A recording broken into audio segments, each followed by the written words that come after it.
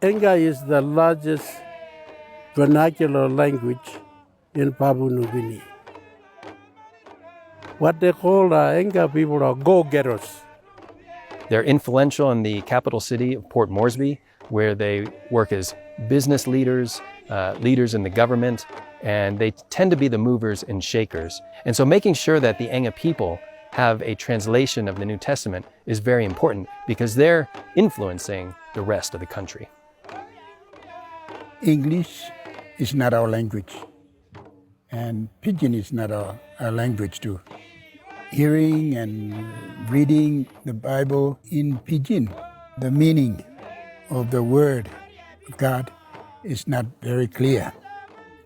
Somebody was preaching. You know what he did? He read it in Tok Pidgin and then translated with his verbal. That I don't know. And it's not accurate. They're missing a lot of points or they're adding a lot of points. That's not accurate. I want them to read it and understand the full message as it is. So that is why some of us came together and found out that we should translate the Bible into Enga. It is not that, one particular group or one particular church took the initiative to translate this. No. All the churches in Enga, the church denomination, we come together and to translate this Bible, and now it's come in our hands now. I was speaking to a group of pastors, and I read a couple of passages from the Sermon on the Mount. They'd heard these passages before in English or Tok Pisin, but when they heard it in Enga, they got so excited that they started clapping and cheering. And so that just gives you a sense of how excited many people are to receive the Enga New Testament. We faced a number of challenges. The first challenge is the difficulty of the language. People are always so surprised to hear a foreigner speak Enga because Enga is really hard to learn. It's really hard to translate. The structure is so different from English. But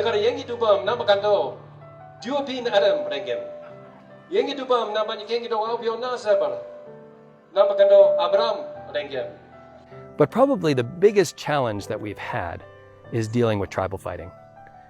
Tribal fighting is just a major problem in Enga province. One of our translators, William, he can't leave his house because if anybody sees him walking around, just because he's associated with a certain tribe, his life is at risk. We've had other translators' houses burned down in fighting, and it seems like every step of the way we've been impeded from our work. Enga me one plakan place where all is quite close to. Mi no ran lo town to mi no ran long market to. Mi salimol meri pigni long ko bam keke na bod na. Mi et mi lo ka blouse stop na work stop blouse. And I think sometimes we forget that translation work is more than just translation. It's about relationships. It's about seeing lives transformed.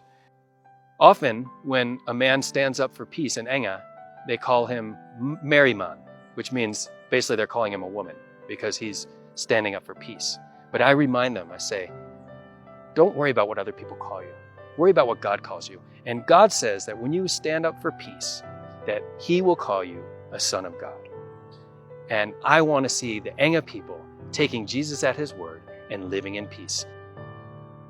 I want the people who love God and hear the story and then acknowledge and believe it's the Christ who died. Christ died for all people. When we have to work with all people, that the gospel of Christ might come to all people and understand the love of God.